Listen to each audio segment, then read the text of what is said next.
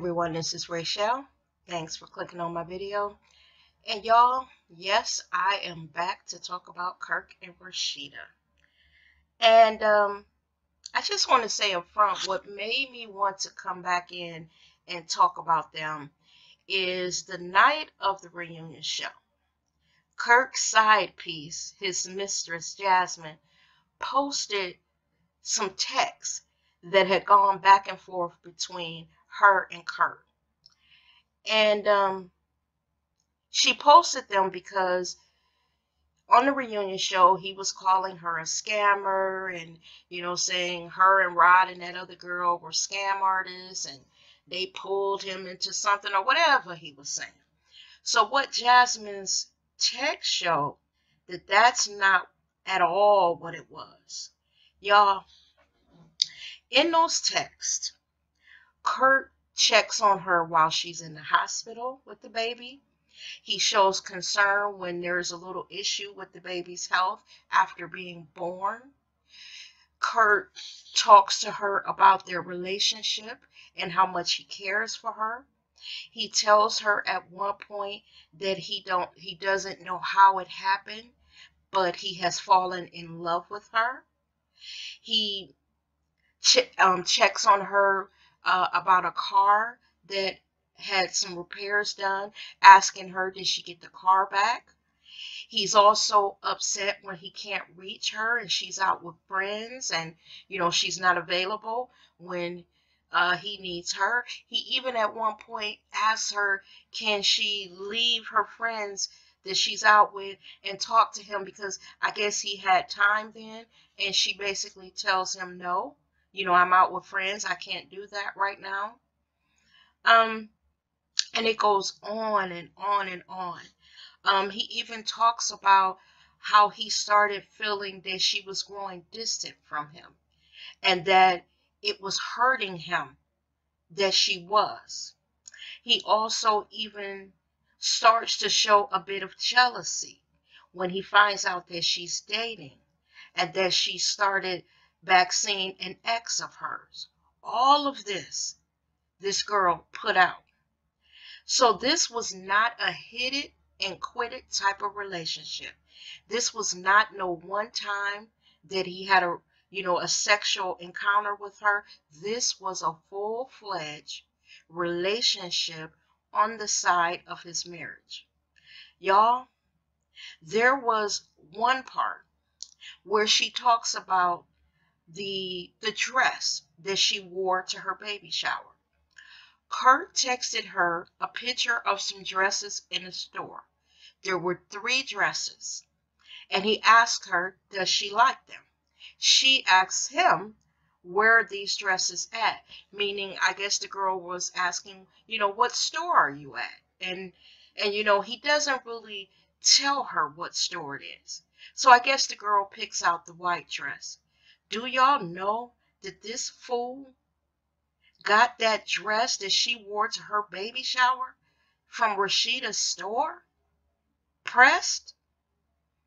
So all that shit that Kirk was talking on the reunion show, which we all knew it was some bullshit, it was just that, y'all. Bullshit. This was a full-fledged relationship, and Kirk caught feelings for her, y'all.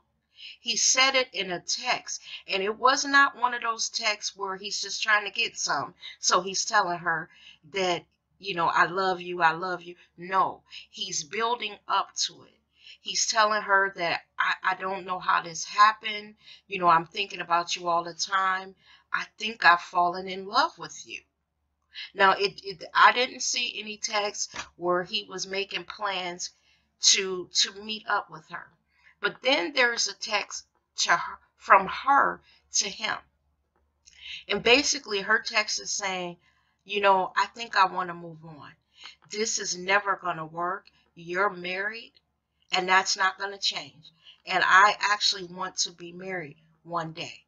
She goes on to say something like, it's better this way. You knew this was never going to work. And blah, blah, blah. Basically, I want to move on. His texts after that are basically begging her not to stop seeing him. So y'all, is that a hit it and quit it type of relationship to you? Does that sound like a scam artist? If she was such a scam artist, why was he begging her to stay with him? And y'all, when I did my video on the reunion show, I said then that Kurt blames everyone else for what went on with him. And when he was having this relationship with this Jasmine, I don't think she chained him to a bed and raped him. Kurt was a willing participant in this. And from these texts that this girl put out, he was more than willing. He had caught feelings for this girl. And then he sat on the stage and was telling his wife that he was sorry. You're only sorry because you got caught. You're only sorry because this baby, the possibility of you being the baby's father came out. You're only sorry because your wife is sitting over there crying. You weren't sorry when you struck out to do this. Right before you plunged your penis into that girl's body, you had a last moment where you did not have to do that. And then Kurt blames everyone but himself for what happened. He says that a lot of this is because he wasn't having sex with Rasheeda. Rasheeda would roll away. And what I say to that, Kurt, is, did you ever really stop? Take your wife by her hands and say, baby, we need to talk. Things are dysfunctional right now between us, and I really want to get to the root of what's going on with us. And I know you love me, I love you, and I really want to find out what's got you not wanting me. Because normally when a woman has stopped having sex with the man, it's for a reason. It's something that he's done to her. And at that point, as a couple, they could have worked it out. When it got counseling, they have the money for it. But see, you know what? Kurt, to me, he might love Rasheeda, but he's not in love with her anymore, it seems to me. He takes her love for granted. He takes her being there for granted. He's been with her so long that he's gotten used to her. I don't even think Kurt really sees Rasheeda. And what I mean by that is, have you ever looked at someone but you haven't really looked at her? Kurt sees Rasheeda, but he doesn't see Rasheeda as other men see her. Rasheeda is a beautiful woman. She's a businesswoman. She's successful in her own little right. When you can say you have several $100,000 in the bank or a few million in the bank, you're successful. So she would be an attractive package to another man because she seems to be a ride or die, about her family, her man, and being loyal and faithful. Another guy would find all of that quite attractive. But Kurt has been with her so long and he's lost respect for her, and I think he doesn't love her like she wants to be loved, that he's taken all of that for granted. That's what led him out there to those streets, to a fucking stripper. And a young girl at that. Somebody that he could manipulate and talk shit to because he been in the game a long time. He been out here. He knows how to talk shit and sweet talk and shower her with gifts and all of that. Whether she was a scam artist or not, he is too. He's scamming his wife because he got her thinking that everything is okay, and he's out free fucking every stripper and hoe in Atlanta. I am so over Kurt and his ass. I'm so over him. And when he sat on that stage and Scrappy broke and Jock broke, and then on the other side of the couch, his woman, his wife, the woman that he vowed before God to take care of broke down. He was saying he was sorry, but to me those were words because you could have showed her before that. Now this whole storyline with Rasheeda and Kirk, y'all, it's got me blowing hot and cold. And here's why. When I was reading stuff after the reunion show aired, I read that Rasheeda knew all of this before going into this season. She knew that there was a girl out there by the name of Jasmine. She knew that there was a baby, and she knew that there was a very, very good possibility that her husband was the father. Yet, she agreed to go ahead and do the season. Now, there's nothing wrong with her, continuing on with her job, but the storyline that she allowed to happen, where they came to her and told her that there was this masquerade party and this girl Jasmine showed up and said she had slept with Kurt and that there was this baby. No, Rasheeda knew all of that before. All of that was a farce. It was not true. She knew it before the season happened. So what I would have told Mona, we would have had a meeting, a sit down. And I would have said, Mona, because what I'm reading is saying that Love and Hip Hop knew all of this before the season aired too. So they were well aware of Jasmine, well aware of the baby, well aware that there was a very good possibility that Kurt was the father. So I would have said, Mona, we need to sit down and talk, girl. You know what's going on, and I don't want to go with the storyline that y'all have filmed. We have got, if I'm going to do this season, I got to be honest. I got to keep this real because I can't fake this. I can't fake that I didn't know about it. I can't fake all these fake scenes. We're going to have to start with Rasheeda has found out that there's a possibility that Kurt has a baby and take it from there. And let this shit be authentic. If this is reality TV and I'm being real, start from I know about it already. And then let it play out organically what Rasheeda felt. Because I think the fans that don't feel sorry for Rasheeda, if it would have gone that way, where she burst on the scene the first episode of this season, cussing his motherfucking eyes out because she knows that this baby is here and that he's the father, people would have had more sympathy for Rasheeda. But the reason why people are not is because they know that Rasheeda knew all this going in, and she let all this phony shit, this whole phony storyline of her finding out and Carly Red going over there to check on all this, all that was a lie, y'all. It was made up. And that makes me look at Rasheeda some kind of way, because she could have still got her money from Love and Hip Hop, but got it being true to herself. Not let Mona and them manipulate her fucking life. Because when those cameras cut off, she goes back to real life.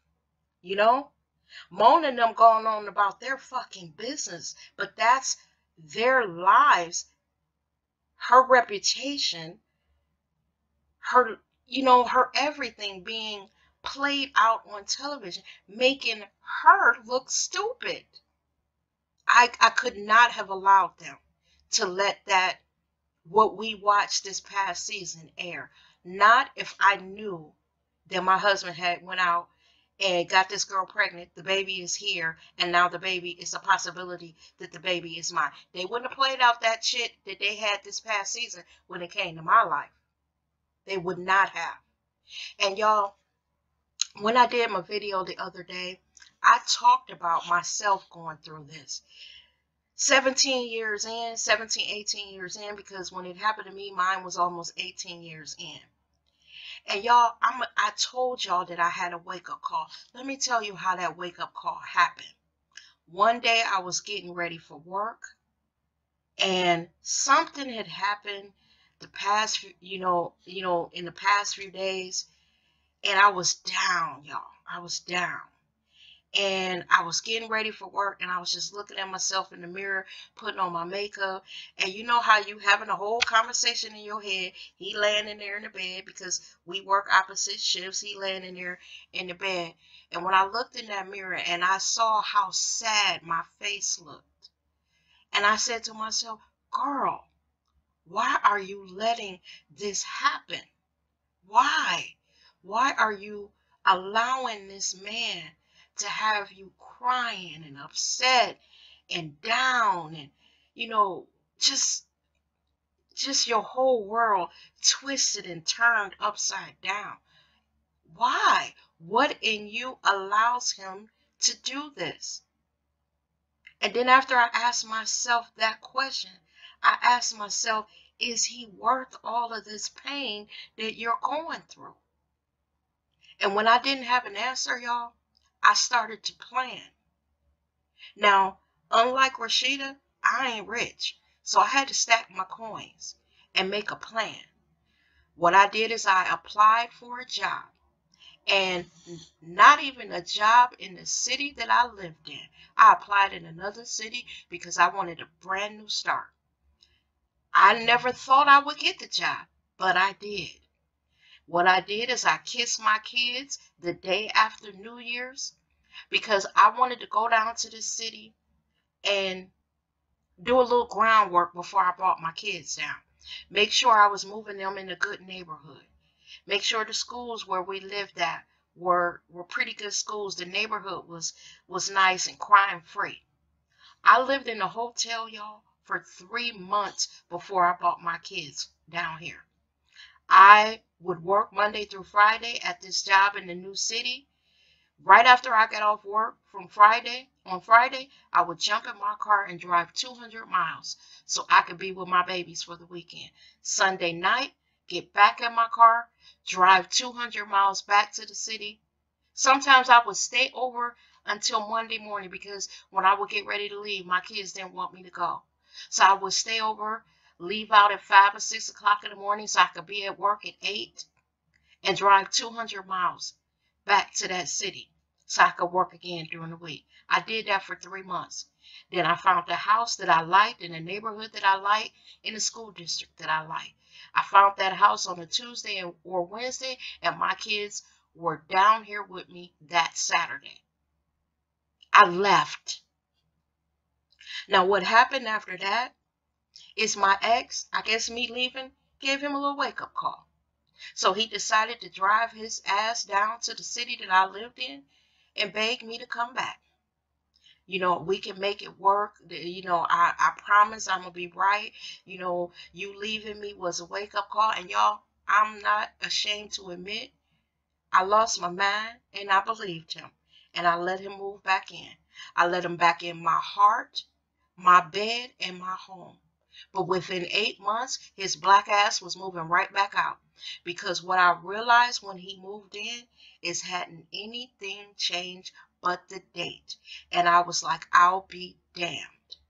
I'll be damned. You know, I gave you another chance and you ain't changed. Well, then, you know what? I can't do it. This is over. And he was moving his black ass out. And that's what Rasheeda needs to do. If I can do it, I'm just the average everyday girl. Rasheeda is working with many more resources than what I could ever even dream of. So there's no excuse of money. And this thing that she talks about with their, you know, they have all these businesses and homes tied up. She won't be the first celebrity that has split with their husband and had to split and liquidate assets. She won't be the first. So that's an excuse.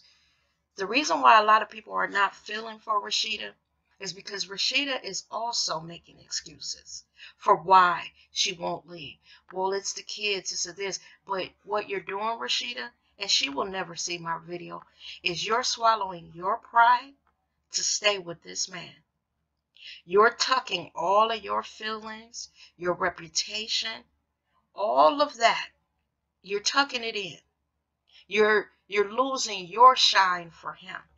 And then for that, he doesn't even appreciate it. He continues. He kept on jabbing at that thing of infidelity. Kept on jabbing, jabbing, jabbing until he jabbed up on a very fertile young girl that fucked around and got pregnant by his ass. And now, here's where you are. I hope for Rasheeda's sake that that's not Kirk's baby, because I really don't think she's going to leave him, even if she finds out that it's his baby. I believe in some kind of way she will say, you know what, this is my husband, I love him, I'm not going to let another woman, blah, blah, blah. But something my mother told me about when you stay, after everything has come out and you know the score, you know your man has cheated, facts, you have him. You know your man has fathered a baby, facts, you have a paternity test. So after you know all that, you can never say shit about him staying out late. You can never say shit when you have suspicions that there may be a woman involved. The reason why is because by staying, you gave him a license to do it. You gave him a license to do it. I have talked to so many guys, my brothers, uncles, friends of mine that are men, and they say when we stay under circumstances like that, that doesn't make the man love us more, shows them that we are ride or die or all that. It makes them lose respect for us. Kurt has listened to Rasheeda fuss and argue for years. He hasn't taken her seriously. And proof of that is because he done fucked around and got a baby on her. He didn't take any of her threats seriously. To him, Rasheeda's fussing sounds like this. Womp, womp, womp, womp, womp, womp, womp, womp, womp, womp, womp, womp, womp. That's what it sounds like to him. Background noise. Because he gonna do what he want to do.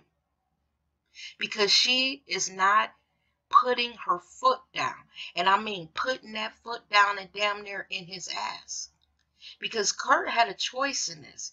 This wasn't forced upon him. He didn't get raped. He was a willing participant in that relationship. And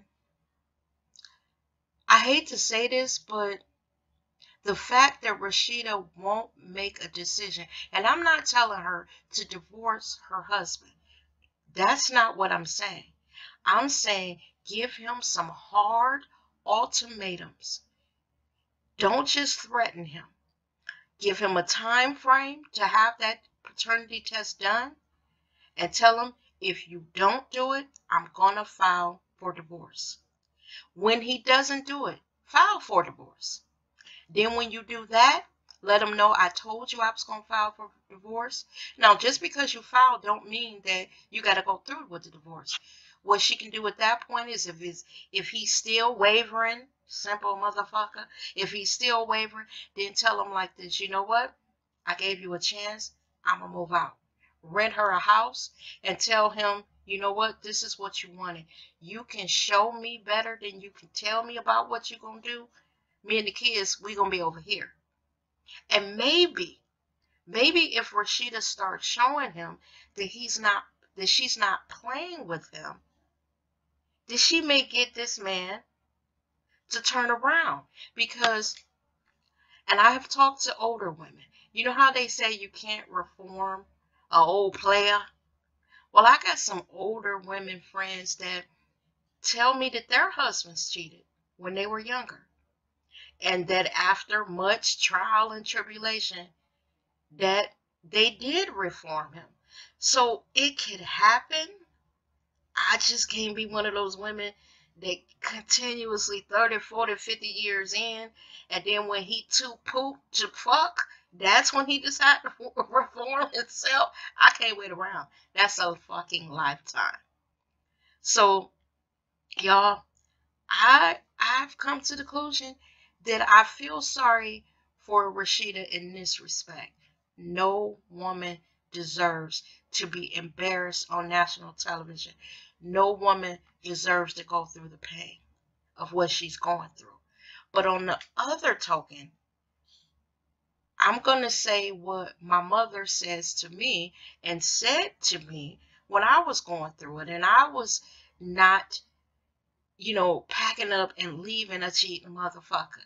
She said either shit on the pot or get off of it. Meaning you're not going to keep complaining to us about what this man does. And then you sit there and let him do it to you. We're tired of hearing about it. We love you, but we're tired of hearing about it. She told me you need to have more respect for yourself. Fuck him.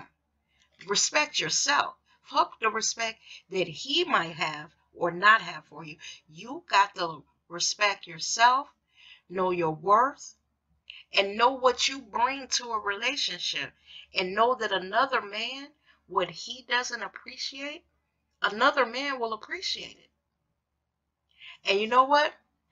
All of those things helped me make my decision. And y'all, I'm going to tell you, for me, leaving was the best thing to do. And then I'm going to end this video with this. The dirt that Kurt is doing to Rasheeda, listen to me when I say this, y'all. He's going to get it back. You know the ex that I always talk about? Let me just tell you this. He's no longer with us. He died about 4 years ago. And he died of pancreatic cancer. And that's not what I wanted to talk about. I want to talk about this. A few weeks before he died, I got a knock on the door. And it was him. And he was very emaciated. He was fighting cancer. And he was really sick. The reason why he wanted to come over is because he wanted to talk to me and apologize for all that he had done that I knew about and that I didn't know about. And he told me when he was sitting here that he believed that the reason why he got that disease is because of, the things that he did to me that I knew and that I didn't know. And I told him that I didn't think God worked that way, And he said it didn't matter because, he only had a certain amount of time to live. And he said he came over my house for a reason. And he told me that he wanted to ask my forgiveness. Now, what I told him is I had forgiven him within a year of me and him separating. And he looked surprised. And he said, what? And I told him, I said, look, if I had not forgiven you, the hatred and, that I was carrying inside would have eaten me alive. The forgiveness wasn't for you. It was for me. So I forgave you so many years ago. And he asked me, but would you do me a favor? Would you tell me that you forgive me? Would you say those words, I forgive you? He said because when he left this earth, he wanted to hear, he wanted to know that I forgave him. So I looked at him, I said his name, I held his hand, and I said, I forgive you. And I told him, if you thought that, I had been carrying hatred for you all these years, you were wrong. I also told him that I knew that when me and him got together, he was a young man, and that we had spent, the majority of our young life together. And now that I have a son, I realize that maybe a young man needs to sow his wild oats before he settled down. When me and him got together, we were just out of being teenagers. We were too young to be in a committed relationship, having babies. And I learned that through watching my son, watching my children. Right now, my son is 30, and he still says that he's not ready for kids and commitment and all that. He feels that he's not grown up enough, even though he's 30 years old. So what I'm saying is, Kirk better get right, because fate has a way, oh my God. Now, honestly, in my case, I don't think that, and you know what? I don't want to, how can I put this? because this man has died. I don't want to believe that if this was God's retribution for him cheating, on a woman, that the sentence was death. I don't want to believe in a God that would take it that far, because I had already forgiven him. So what I believe is that him getting that disease had nothing to do with anything that he did to me, because God knew that I had forgiven him years before. But in his mind, I could not convince him when he was sitting here begging me to forgive him that, God wouldn't do him like that. He truly believed that the reason why he got that disease is because the wrong that he did to me. And I couldn't convince him otherwise. So, Kirk, you'll never hear my video, bruh. But you better get right, because, fate has a way of correcting all wrongs. And my ex truly believed that his punishment was death. And with that, y'all, I've been on here long enough, and thank you for taking the time to watch my video. Think about what I said and tell me what you think of Kirk and Rasheeda's relationship now that all these texts have come out that Jasmine put out. Tell me what you think about Rasheeda staying. Do you think that maybe she should move out for a while and let him miss her a little bit? Or do you think that a marriage can be worked out with her still standing there? Just basically let me know what you think down in the comments. I appreciate you taking the time to watch my video, and I'll see you guys in the next one. You have a great day now. Bye-bye.